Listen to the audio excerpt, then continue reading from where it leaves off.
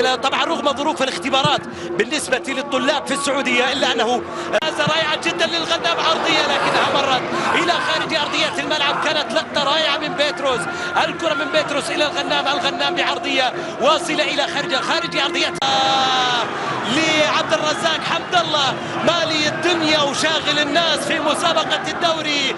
حمد الله إذا سجل من ركلة الجزاء يكون بذلك عادل رقم ويسلي لوبيز في 11 هدف في أطول سلسلة تهديف في مباريات على التوالي. المرة عبد الرزاق حمد الله يدر الكرة إلى خارج أرضية الملعب، وحالة تسلل طويلة إلى الأمام واصلة باتجاه الخيبري. خيبري ينقل الكرة إلى أحمد موسى، أحمد موسى يحصل على الكرة عرضية، ضغط أحمد موسى بالكرة الأخيرة واصلة ليحيى الشيري إلى أحمد موسى من جديد، وأحمد موسى ينقل كرة عرضية إلى منطقة تاب لزملائه، فقد الكرة الماضية أحمد موسى يأخذ كرة في الجهة اليسار. أحمد موسى جوليانو في كرة مرتدة، جوليانو ياخذ كرة يلعبها على الجهة اليسار إلى عبد الرزاق، وحمد الله يسددها. عبد الرزاق الكرة لخارج أرضية الملعب من عبد الرزاق، واصلة كركلة مرمى، الكرة ملعوبة إلى أقصى اليسار إلى عبد الرزاق. حمد الله وصل لمنطقة الجزاء، طالت الكرة من حمد الله، طالت ركلة ركنية موجودة على يسار برادلي جونز، ملعوبة عرضية إلى منطقة الجزاء وراسية لكنها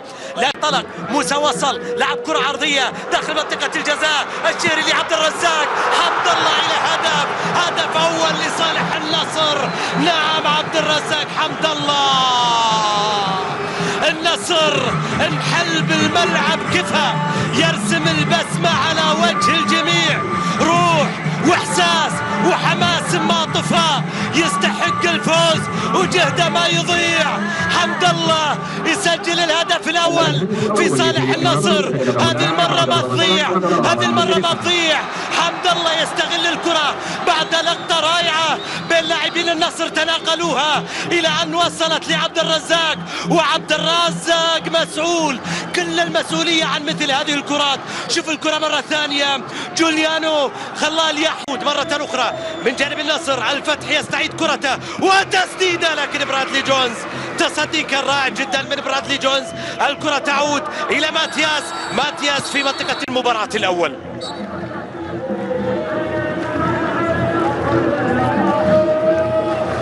كرة لصالح برادلي جونز، نصف ساعة في المباراة. برادلي جونز يلعب الكرة إلى الأمام، والكرة لتعود عند يحيى الشيري الآن، وكرة اللعب لصالح النصر من عبد الرزاق لأحمد موسى، أحمد يحاول وموسى سجل هدف ثاني،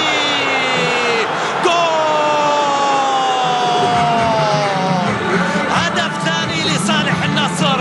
أحمد موسى اللي سجل الثاني للنصر. نعم قلت بأنه النصر أتى لمباراة الليلة ليس فقط ليسجل، ليس فقط لينتصر، بل ليشبع رغبة جماهيره بأجمل أداء وبأفضل عطاء. شوف الكرة مرة أخرى لصالح النصر، العالمية ليست شعار يتردد بل عطاء يتجدد. أحمد موسى في لقطة رائعة جدا، أحمد موسى يسجل انتظرا من لاعبين الفتح هذه الليلة.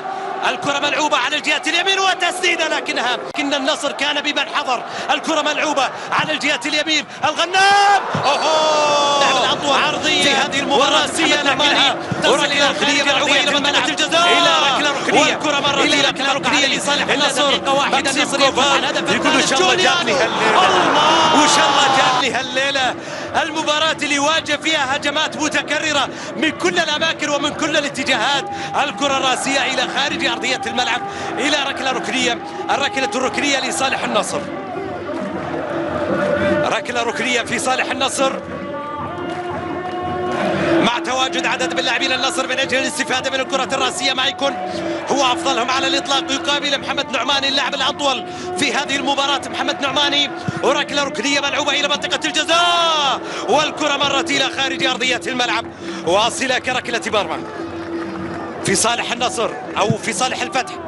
ماكسيم كوفال يرسل كره الى الامام، الكره مرسله لصالح الفتح مقطوعه، لعبة الكرة ضمن مباريات دوري كأس الأمير محمد بن سلمان المقامة هنا على ملعب الأمير فيصل بن فهد في العاصمة. الإمكانات كبيرة ما بين الفريقين، لذلك النصر قال كلمته في الشوط. اللعبة في الجهة اليمنى، الكرة لماتياس، ماتياس يلعبها عرضية وبالراس لكنها وصل أحمد مع الكرة ملعوبة إلى عبد الرزاق. 4 جول، هدف رابع لصالح النصر، لصالح العالمي.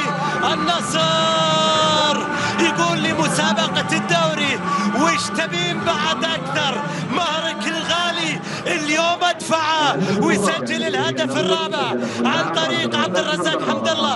انطلاقه ما فيها تسلل ابدا. احمد موسى وصل للكره، احمد موسى لعبها الى عبد الرزاق وحمد الله يسجل الهدف الرابع، والنصر يدفع مهر مسابقه الدوري بالكامل، يسجل الهدف الرابع. 4 أهداف لصالح النصر في مباراه جاء فيها النصر لاجل ان يحتفل مع جماهيره. في الكرة لصالح الآن في وسط الميدان، يحيى الشهري، يحيى الشهري لسلطان الغنام، والغنام يرسل كوفال من كل جانب. الآن في شوط المباراة الثاني فقط اكتفى بالهدف الرابع الذي سجله خالد مسعد. في الاتحاد سالم سويد، وايضا في الاهلي ابراهيم جوليانو. ماتياس تدخل، ماتياس تدخل. الاورجواني ما زالت الكرة معه، يجازف، يلعب كرة عرضية إلى منطقة الجزاء إلى عبد الرزاق.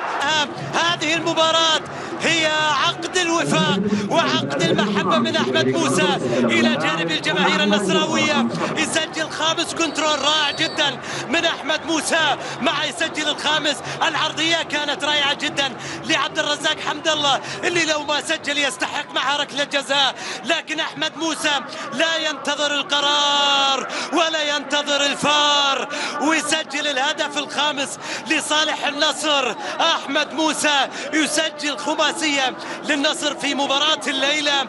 أحمد موسى في مباراة الليلة يتألق، وأخيرا يحضر أحمد موسى إلى جانب النصر في وقت كان